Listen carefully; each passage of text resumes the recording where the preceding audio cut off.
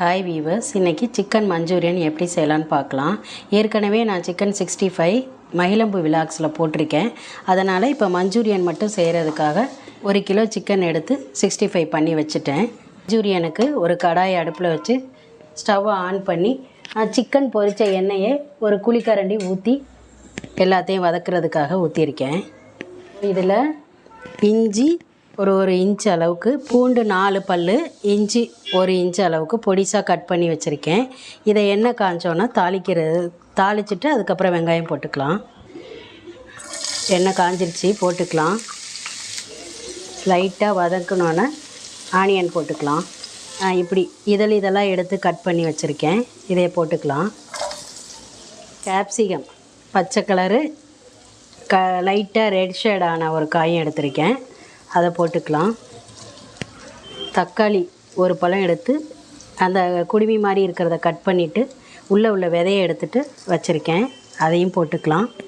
1 நிமிஷம் அந்த கண்ணாடி பதத்துக்கு வரட்டும், வதங்கட்டும். ஒரு கைப்பிடி அளவுக்கு கருவேப்பிலை போட்டுக்கலாம்.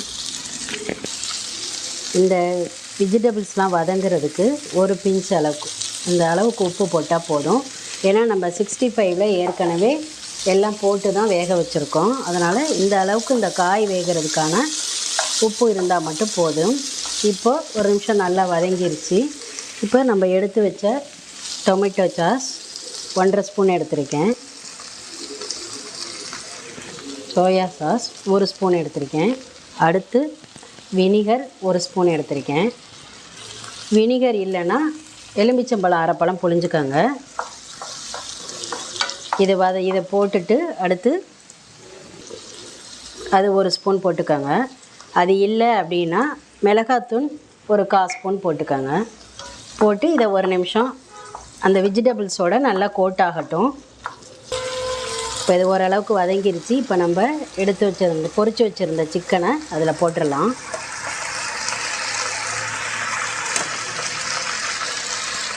போட்டு எல்லா பக்கமும் சாஸெல்லாம் கலக்கிற மாதிரி கலந்து விடுங்க. இப்போ கார்ன்ஃப்ளவர் மாவு ஒரு 1.5 ஸ்பூன் கலக்கி வச்சுருக்கேன், தண்ணி ஊற்றி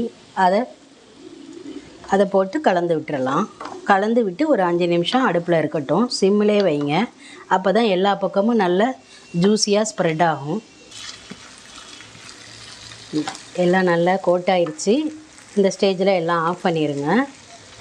ஆஃப் பண்ணிவிட்டு எடுத்து வச்சு நம்ம சாப்பிடலாம்.